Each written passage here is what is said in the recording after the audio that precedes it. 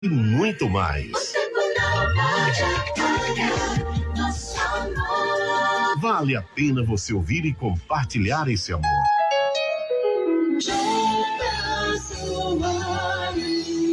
Sou eu em nome do amor. Cantares em Love, o amor entre nós. Chegamos ao ponto certo da receita. É o programa Merenda Boa. Primeiro, adicionamos novos ingredientes da agricultura familiar, mais legumes, verduras e frutas. Depois, um curso de formação para merendeiras, levando a técnica dos restaurantes para as escolas. Agora, o toque final, uma dose extra de fiscalização. Qualquer problema, ligue 162 para o canal da ouvidoria. A mudança está na mesa. Programa Merenda Boa. Governo de Pernambuco. Estado de mudança. Crescendo com Jesus. Rádio da Bispa.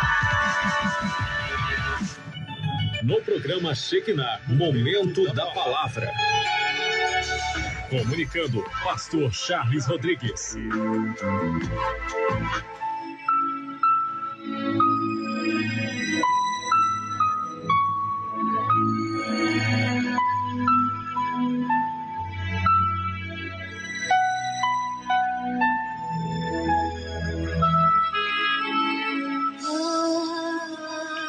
Graças a Deus, glórias a Deus, a paz do Senhor vença hoje, amanhã e sempre. Com Deus o céu é o limite, a distância não é uma barreira para o poder de Deus, para o poder do Espírito Santo. Não importa o meio que você está usando para se conectar a essa transmissão. A distância não é uma barreira.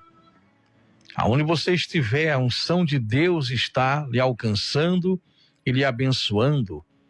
Sim, você está recebendo bênçãos agora, em todos os âmbitos, em todas as áreas da sua vida. Deus abençoe meu amigo Edivan. Boa tarde, a paz do Senhor, Edivan. Fabiana Silva, Deus te abençoe. Pastor Josafá Souza, que Deus abençoe vocês, Ivaneide, todos que estão aí conectados, todos que estão ligadinhos aí, Deus abençoe poderosamente. Adriana Soares, Carla Lino, Jocicleide Lima, você que está aí mandando mensagens pelo WhatsApp, não é? Andrécia, Deus abençoe. Cláudio Sena, Elisângela Maria, Adriana Soares, Deus abençoe sobremaneira, no poderoso nome de Jesus. E o tema de hoje, oração na madrugada. Oração na madrugada. Eu peço graça, paz e luz, orientação ao amigo Espírito Santo. Fale conosco, por favor. Ensina-nos. Em nome de Jesus. Amém. Obrigado, Jesus. O Senhor Jesus é uma pessoa. O Espírito Santo é real. E não é história da carochinha, não, gente. A palavra de Deus diz em Mateus, no capítulo 7, no versículo 7, pedi, dai-se-vos-á, buscai e achareis, batei e abre-se-vos-á. Qualquer pessoa que pede, recebe, aquele que busca, encontra, e aquele que bate, a porta se abre. Então os antigos, eles gastavam um tempo de qualidade com Deus, e por isso receberam grandes milagres. Orar não é perda de tempo. Orar é gastar tempo e, acessar o sobrenatural para resolver problemas, humanamente falando, insolúveis no âmbito natural. Então, aquilo que nós não podemos resolver, Deus pode. Seja a cura do câncer, cegueira, paralisia, seja até mesmo casos de morte. Deus pode tudo.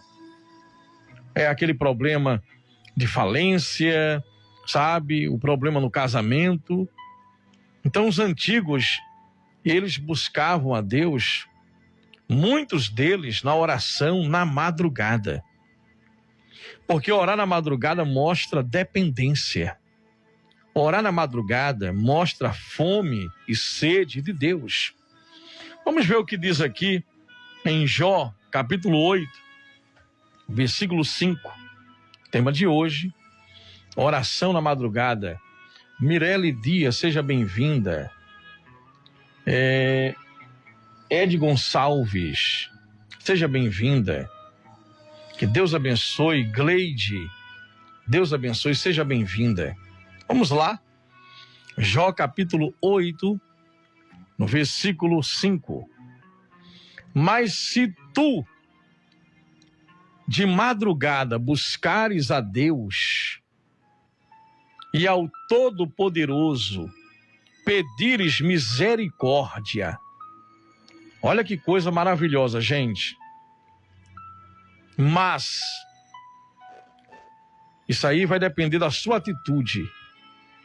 Mas se tu de madrugada buscares a Deus, então a primeira coisa é buscar a presença. É buscar a pessoa de Deus. Não é chegar já pedindo coisas materiais, cura divina, o amor da sua vida, a bênção na vida sentimental. Não é chegar pedindo coisas. Tem gente que só procura você quando precisa de alguma coisa. E tem gente que só procura Deus quando precisa de alguma coisa. E geralmente a pessoa não busca a Deus quando acontece um problema terrível. Aí ela quer o favor de Deus e quer assim, ó, do jeito dela. E nada é por acaso. Se você quer receber milagres, você precisa mergulhar no mundo da oração. E você precisa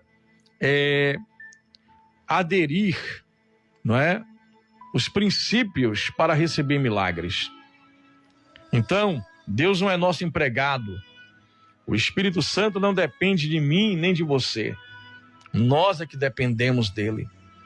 Então, mas se tu de madrugada buscares a Deus, ao Todo-Poderoso pedires misericórdia, agora veja o critério, e fores puro e reto, se arrepender dos pecados, confessar os pecados e deixar. Ah, pastor, eu quero um grande milagre. O meu filho contraiu uma doença incurável, o meu marido, a minha esposa. Pastor, minha vida financeira está um caos, sabe? A minha vida sentimental, nada dá certo.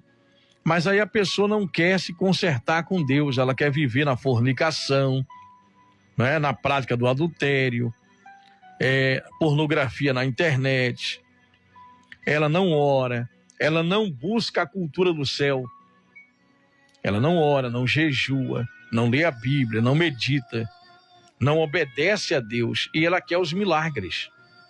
Então não é assim que funciona. Não é assim. Jesus curava e libertava e algumas vezes ele dizia: vai, não peques mais para que algo pior não te aconteça. Então uma coisa é quando Jesus cura alguém, liberta, sabe, no primeiro encontro com ele, que a pessoa não conhece nada.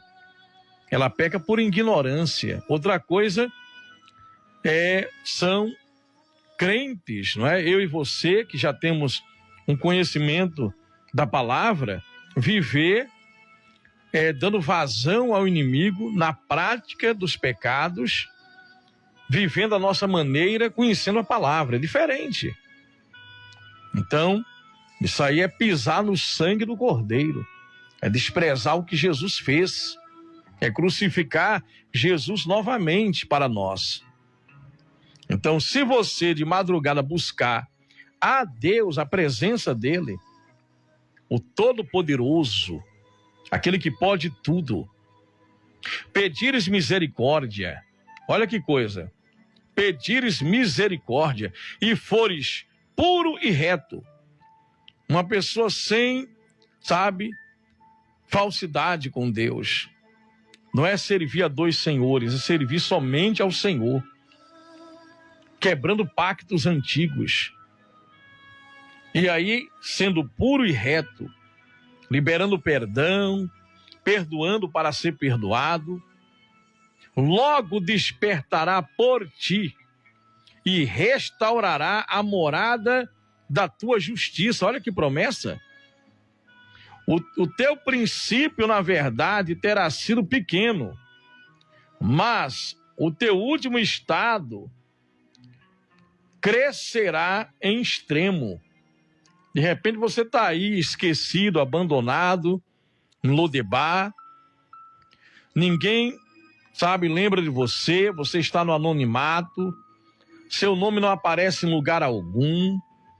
Você está aí esquecida, esquecido. Foi abandonada, deixada do marido. Você, perdeu seu emprego. Você fazia parte de um ministério. Hoje você está aí num lugar onde ninguém mais lembra de você. Está passando pelo vale, no deserto. O teu primeiro estado, na verdade, terá sido pequeno. Mas o teu último estado crescerá em extremo. Olha o resultado de quem ora a Deus constantemente na madrugada, gente. E aí vem um conserto, não é? É orar na madrugada e vem um conserto. Um conserto, sabe? Puxa vida, que coisa, hein? Vamos meditar nisso. A oração feita na madrugada é um sinal de dependência, não é? Puxa vida. Então a pessoa, ela mostra que depende de verdade de Deus, não é? Então, geralmente as pessoas estão dormindo, algumas gastam tempo na internet, tem gente que passa a madrugada inteira na internet, às vezes até vendo besteira, outras se conectando a espíritos demoníacos, não é? Sites pornográficos. Agora imagine você passar a madrugada, você separar um tempo de qualidade para orar, a partir da meia-noite, você orar a Deus, e outros vão estar dormindo e você orando. Não é que a fila é menor, é que a oração de madrugada é uma oração realmente de quem tem fome e sede de Deus, que depende de Deus e precisa de um milagre urgente. Quem ora na madrugada demonstra que a sua prioridade é o Senhor. Ele quer ter intimidade com Deus. Então os antigos fizeram isso. Eles investiram tempo orando a Deus. E um deles foi o próprio Jesus. Quando eu estive em Israel, eu orei numa pedra, aonde acredita-se que Jesus passou a madrugada inteira orando antes de tomar a decisão de escolher os discípulos.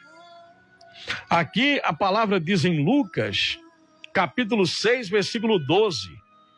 Naqueles dias, Jesus saiu para um monte a fim de orar e passou a noite orando a Deus. Jesus passou a noite orando a Deus, igreja. Você que está em casa, não importa o meio que você está usando para se conectar a essa transmissão, seja aqui no Instagram, seja no Facebook, no YouTube, seja no site, no aplicativo, através da 91.3 FM, Deus está falando consigo. Oração na madrugada. A Primeira Guerra Mundial foi em 1914 e durou até 1918, não é? Foi a Primeira Guerra Mundial, se eu não me engano, é isso mesmo. 1914 a 1918. Aí tivemos a Segunda Guerra Mundial. Foi nos anos de 1939, a Segunda Guerra Mundial, e durou até 1945, onde o Japão ali, não é? Milhares de pessoas morreram com aquela bomba em Hiroshima, não é? E, puxa vida, aí vem estourar uma outra guerra, que foi a Guerra das Coreias, não é? A Guerra das Coreias, onde as forças norte-coreanas invadiram a Coreia do Sul. Então, a Coreia do Norte invade a Coreia do Sul. Foi, se eu não me engano também, em 1950, faz tempo que eu vi isso, mas me parece que foi no dia 25 de junho, é isso mesmo, 25 de junho de 1950, as forças norte-coreanas invadiram a Coreia do Sul. E aí veio a intervenção da ONU com os Estados Unidos. Então, a ONU, os aliados da Coreia do Sul, logo, rapidamente, responderam, se organizaram e responderam à Coreia do Norte. E aí veio um tempo, porque a guerra é uma desgraça, de fome, de pobreza. E a Coreia do Sul estava em extrema pobreza, gente. Extrema pobreza. Sabe que quando um país empobrece, quando a população do país empobrece, o comunismo tomou conta da Coreia do Norte, e aí começou também a Guerra Fria, não é? Começou a Guerra Fria entre os americanos, a União Soviética, e aí veio a crise financeira nos Estados Unidos, crise no Brasil, crise nas Coreias, crise no Japão, o mundo inteiro em crise. Falta de dinheiro, alimentos. Então, os países estavam numa situação muito difícil, inclusive os Estados Unidos. E aí, um grupo de irmãos de uma pequena igreja numa favela, repare, gente, um grupo de irmãos numa favela na Coreia do Sul, porque nessa época as favelas, eu morei em África durante muitos anos, eu morei no continente africano. Não se compara uma favela na África com as favelas aqui do Brasil. As favelas aqui do Brasil, em comparação às favelas do continente africano, aqui são favelas de luxo. É um luxo muito grande para eles lá. Quando eu vivia na África, alguns africanos falaram: pastor, como é que pode? Na favela lá tem televisão, TV cabo, tem internet, tem sofá, tem cama, tem ônibus na porta, tem carro, tem motocicleta. Favela em África são casas feitas de palha ou de zinco, aquelas telhas de zinco, que você tem que se abaixar, é um quadrado, que é 2 por 2, ou 1,5 m, de largura e 2 de comprimento, tem um fogãozinho lá de barro e uma esteira no chão, aonde está ali o pai, a mãe, um monte de criança, uma por cima da outra, e a avózinha, que é a matriarca da família. E muitas das vezes eles vivem com um saco de arroz por mês, com uma planta chamada mafura, que amarga, aquilo amarga, eu já comi, amarga na boca. Não tem mistura, não. Então é pobreza mesmo. E a Coreia do Sul, as favelas nessa época, na Coreia do Sul, era terrível em 1945. Então, em 1945, após essa guerra das Coreias, um grupo de pessoas começaram a se levantar na madrugada para orar. Eles criaram um grupo de oração às 5 horas da manhã. 5 horas da manhã. Eles começaram a orar e oravam 5 horas por dia. Alguns não podiam, porque tinham que sair para vender alguma coisa, era o trabalho na época, mas oravam 30 minutos, 1 hora, e os demais irmãos ficavam em oração, buscando a presença de Deus e buscando pela nação a restauração da Coreia do Sul. E esses irmãos, que eram um grupo de 5, 6 pessoas, se tornaram 100, 200, 300, 3.000, até se tornarem a maior igreja do mundo, com 1 milhão de membros. 1 milhão de membros, a maior igreja do mundo, liderada por Ponyong-Chu. Sim, pelo ministro do Evangelho, o pastor Ponyong-Chu, que já está na glória. E esse grupo de irmãos, nessa favela, em extrema pobreza do país, e além de tudo a igreja nascida nessa favela, onde o pastor não tinha uma bicicleta, ele não tinha uma cadeira, uma escrivaninha, uma cadeira para sentar. Começaram a orar, buscando a presença de Deus e buscando nas madrugadas. E às 5 horas da manhã esse grupo se reunia, buscando a Deus e orando e chorando pelo país. Senhor, restaura a Coreia do Sul.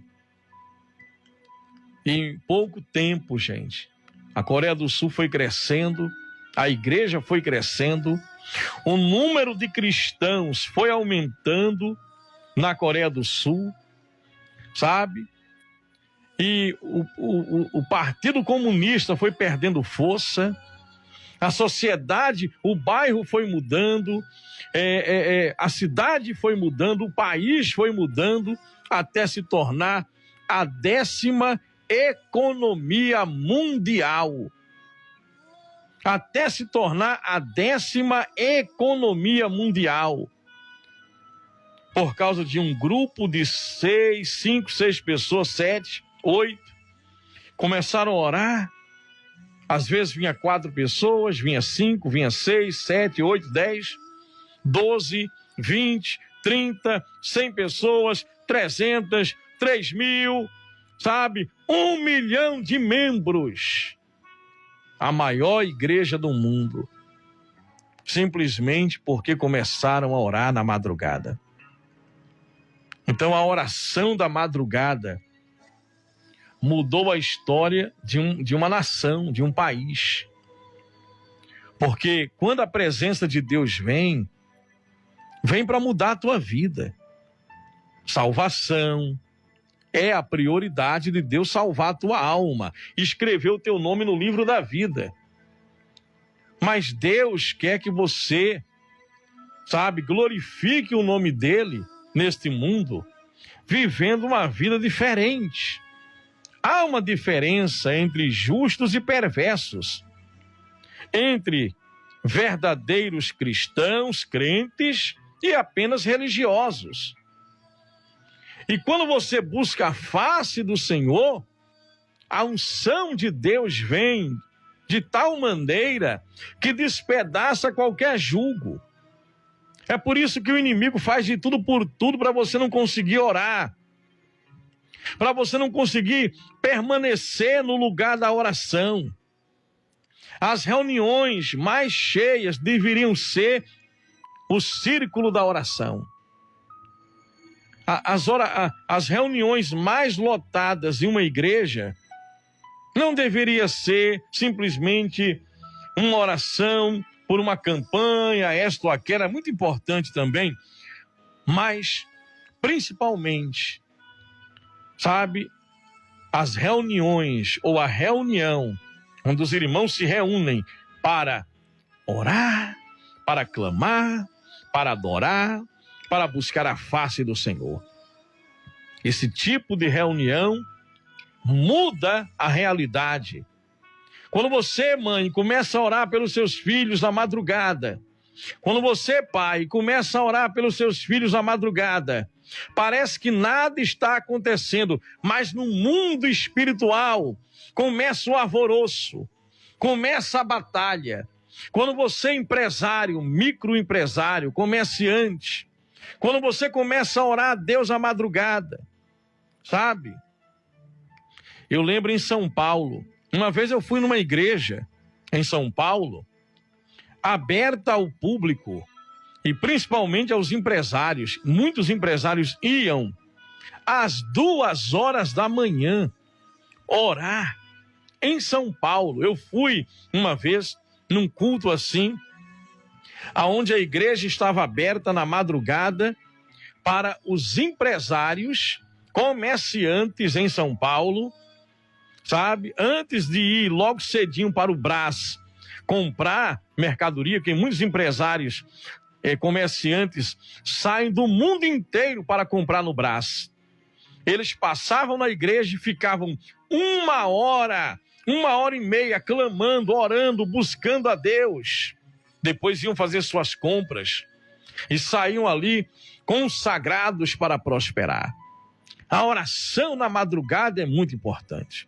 Se você não tem esse bom hábito, meia-noite eu convido você para orar comigo.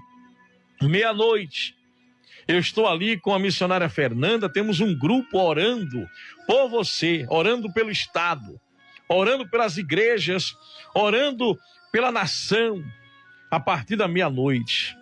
Meus amados, estamos orando e sabemos que Deus está operando.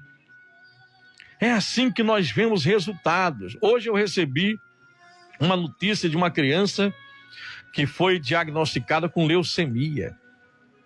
Sabe? O que vamos fazer? Orar na madrugada por essa criança. Sabe? Vamos orar pelo Aslan. Quantas pessoas precisam de um milagre, sabe? E são atacadas dormindo. Pessoas são atacadas à madrugada. Pessoas têm maus sonhos nas madrugadas. Pessoas são atacadas por espíritos demoníacos nas madrugadas. Muitas das vezes você acorda 3h da manhã, Deus te acorda para orar e você não ora. Está na hora de você começar a orar na madrugada. Tem pessoas que sofrem com insônia. Passa a noite olhando para o teto e não buscam, não oram a Deus. É um momento, já que, eu estou com insônia, eu vou ler a Bíblia. Eu vou orar. Sabe o que vai acontecer? Vai dar sono para você parar de ler a Bíblia e parar de orar. A oração na madrugada é muito importante. Faça isso. Quer ver uma coisa para encerrar? Para encerrar por hoje, não é? Estamos falando sobre a oração na madrugada. Meu Deus do céu, que Deus maravilhoso. Olha aí, ó o Salmo 119, no verso 62. À meia-noite me levanto para dar graças pelas tuas justas ordenanças. Atos 16, 25.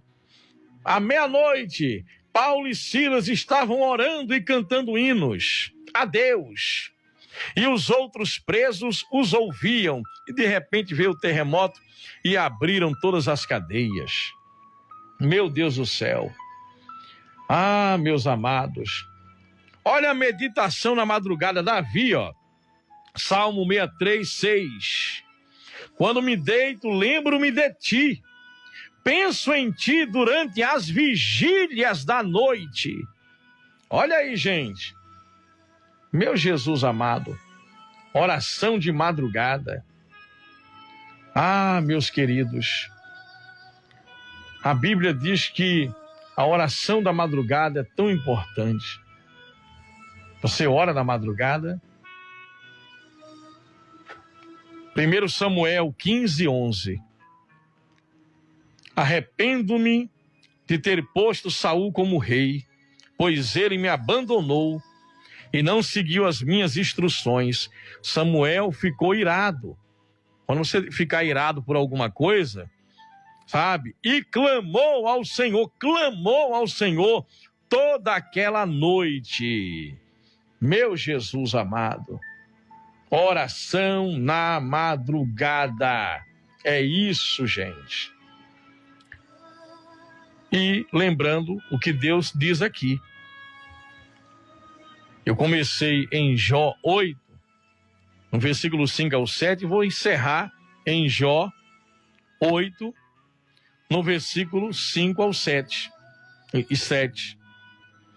Mas se tu de madrugada me buscares a Deus, o Todo-Poderoso, e pedires misericórdia, e fores puro e reto, certamente logo despertará por ti, e restaurará a tua morada, da tua justiça. O teu princípio, na verdade, terá sido pequeno, mas o teu último estado crescerá em extremo. Ou seja, a glória da última casa será maior do que a primeira. Receba essa palavra, que haja avanço na tua vida. Eu declaro destravamento. Deixa eu orar por você agora. Eu declaro destravamento. Destravamento, Pai. Salvação, redenção, avivamento, milagres, sinais, maravilhas, cura divina, libertação. Sim, que haja luz, que as trevas se dissipem. Que haja luz, que as portas venham se abrir agora. Eu uso a chave que abre todas as portas. Que as portas venham se abrir agora. Que toda aflição, depressão, medo, síndrome do pânico, desejo de suicídio, todo espírito enganador fora, espírito de morte fora, espírito de enfermidade fora, doença fora, saia agora miséria, falência fora, desemprego, saia, espíritos enganadores, solta agora o filho, a filha, o marido, o ente querido, a esposa, saia dos nossos caminhos, saia agora, toda bruxaria e feitiçaria é cancelado, maus sonhos, toda cilada de morte é quebrada, que haja avanço, portas venham se abrir, milagres aconteçam agora, pela mão de Deus. E autoridade do nome de Jesus. Fique curado. Corpo funcione bem. Funcione bem, corpo. Os rins, o baço, os pulmões, os tendões. Portas, abram-se. Em nome de Jesus. Em nome de Jesus. Toda ameaça, toda cilada de morte é cancelada e quebrado. Obrigado, obrigado, Jesus. Obrigado, Jesus. Obrigado, Jesus. Amém.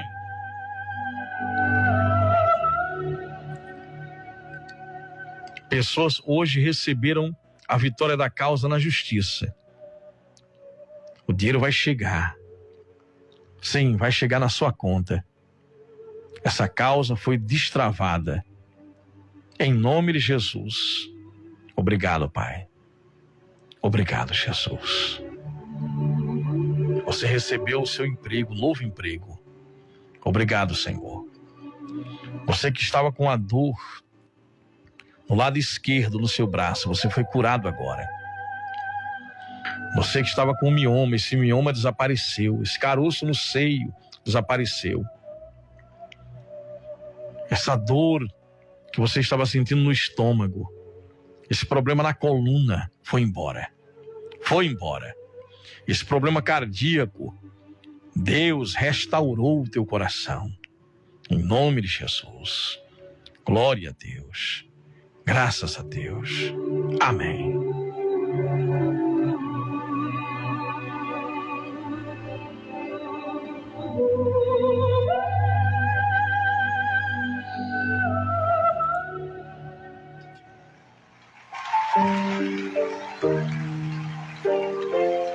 Estou aqui para te ouvir, Senhor.